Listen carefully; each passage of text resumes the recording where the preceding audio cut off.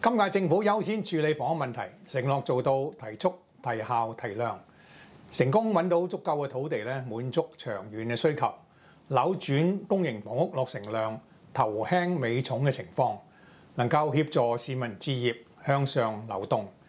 就豐富置業階梯咧，政府有3大舉措，等我同大家講講。第一，研究重推租置計劃。有人建議咧重推租置計劃，公屋居民咧可以折扣價購買所住嘅單位，不少人咧有興趣。不過計劃咧暫停咗20多年，當年39條村開放購買，都仲有3萬幾個單位咧未賣出。如果要重推計劃咧，政府都要做多啲研究，例如折扣率啦、屋邨樓齡同埋咧管理問題等。賣出公屋冇得再流轉，會唔會影響輪候時間？政府都係要通盤考慮。第二，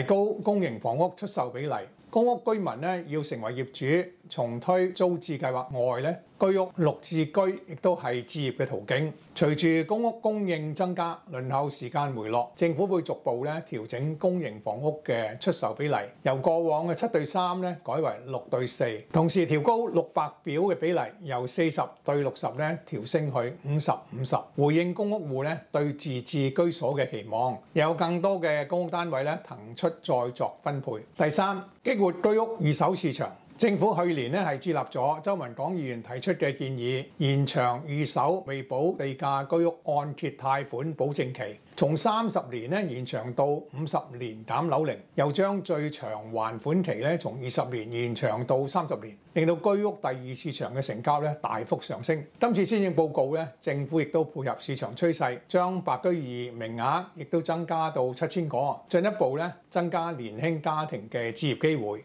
政府持續加建公屋、簡約公屋，從根本上增加房屋供應。市民有唔同嘅階梯上樓，擁有自己嘅安樂窩。政府亦都係接受社會意見，將提高大單位嘅比例，值得大家支持。請大家留言、分享同埋廣傳，多謝大家。